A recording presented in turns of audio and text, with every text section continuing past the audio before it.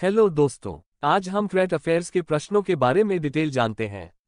अगर आपने अभी तक हमारे चैनल को सब्सक्राइब नहीं किया है तो हमारे चैनल को सब्सक्राइब करना ना भूलें।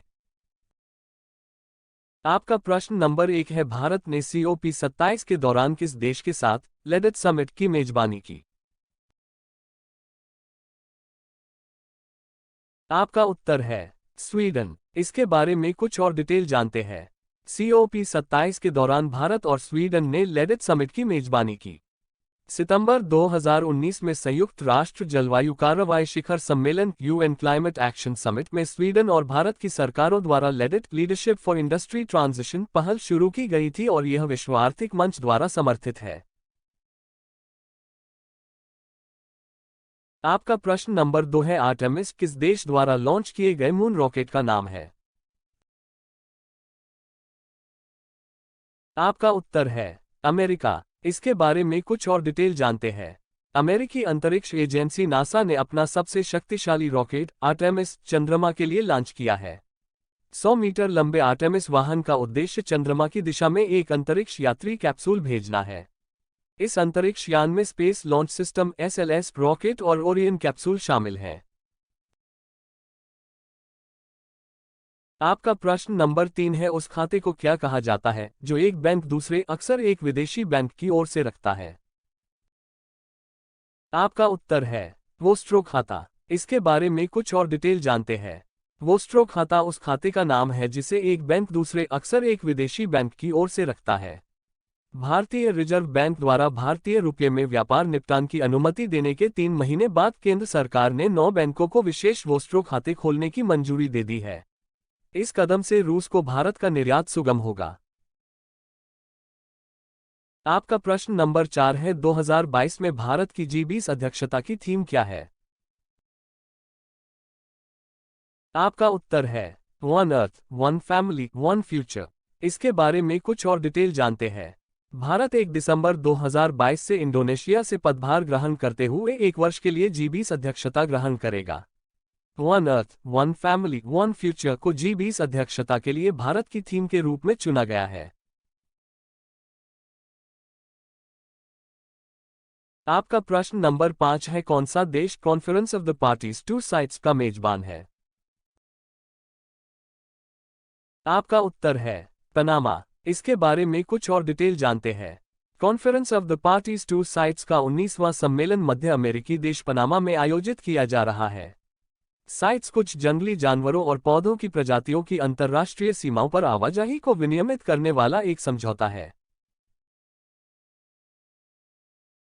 आपका प्रश्न नंबर 6 है, वर्ल्ड पॉपुलेशन प्रोस्पेक्ट्स 2022 के अनुसार नवंबर 2022 तक विश्व की जनसंख्या कितनी है? आपका उत्तर है 8 मिलियन। इसके बारे में कुछ और डिटेल जानते हैं।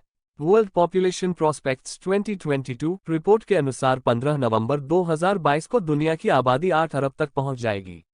अन्य ने यह भी कहा कि 1950 के बाद पहली बार 2020 में वैश्विक जनसंख्या वृद्धि 1% से नीचे गिर गई। 1.412 बिलियन की वर्तमान जनसंख्या वाला भारत अगले वर्ष 1.426 बिलियन की वर्तमान जनसंख्या के साथ चीन को पीछे छोड़ देगा। आपका प्रश्न नंबर 7 है, G20 शिखर सम्मेलन 2022 में किस देश ने just energy transition partnership JETP पर हस्ताक्षर किए? आपका उत्तर है इंडोनेशिया। इसके बारे में कुछ और डिटेल जानते हैं। इंडोनेशिया ने बाली में G20 शिखर सम्मेलन के मौके पर अंतर्राष्ट्रीय ऋणदाताओं और प्रमुख देशों के साथ जस्ट एनर्जी ट्रांजिशन पार्टनरशिप या JETP पर हस्ताक्षर किए। 20 बिलियन अमरीकी डॉलर का यह समझौता देश को अक्षय ऊर्जा के उपयोग को बढ़ाने और कोयले पर अपनी निर्भरता को कम करने में मदद करने के लिए धन उपलब्ध कराएगा। आपका प्रश्न नंबर 8 है, किस वैश्विक समूह ने ग्लोबल शील्ड बीमा पहल की घोषणा की? आपका उत्तर है G7 और V20। इसके बारे में कुछ और डिटेल जानते हैं। मिस्र में COP27 जलवायु शिखर सम्मेलन में 58 जलवायु कमजोर देशों के G7 और V20 समूह द्वारा ग्लोबल शील्ड बीमा पहल की आधिकारिक रूप से शुरुआत की गई थी। जर्मनी कम आय वाले और कमजोर देशों को जलवायु आपदाओं की स्थिति में उबरने में मदद करने की पहल के लिए 172 मिलियन अमेरिकी डॉलर प्रदान करेगा। कनाडा, आयरलैंड और डेनमार्क जैसे देशों ने अब तक इस पहल के लिए 40 मिलियन यूरो देने का वादा किया है।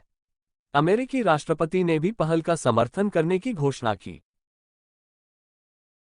आपका प्रश्न नंबर 9 है, जलवायु परिवर्तन प्रदर्शन सूचकांक क्लाइमेट चेंज परफॉर्मेंस इंडेक्स सीसीपीआई के अनुसार जलवायु शमन में कौन सा देश सबसे आगे है? आपका उत्तर है डेनमार्क। इसके बारे में कुछ और डिटेल जानते हैं। जलवायु परिवर्तन प्रदर्शन सूचकांक क्लाइमेट चेंज परफॉर्मेंस इंडेक्स सीसीपीआई के अनुसार जलवायु परिवर्तन में सबसे आगे डेनमार्क बना हुआ है। डेनमार्क एकमात्र देश है जिसकी उच्च राष्ट्रीय और यहां तक बहुत उच्च श्रेणी की अंतर्राष्ट्रीय जलवायु नीति है। कोई भी देश पहले से तीसरे स्थान पर नहीं है, जबकि डेनमार्क चौथे स्थान पर है, जिसके बाद स्वीडन है। भारत 8वें स्थान पर है। आपका प्रश्न नंबर 10 है, कौन सा भारतीय सशस्त्र बल प्रस्थान संरचित अभ्यास आयोजित करता है?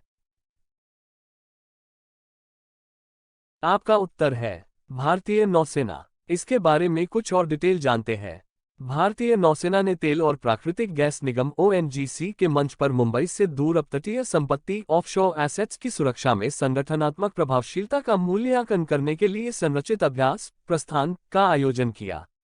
पश्चिमी नौसेना कमान के तत्वावधान में प्रस्थान साल में 2 बार आयोजित किया जाता है। Please like and subscribe my YouTube channel, Bedi Online Study Point.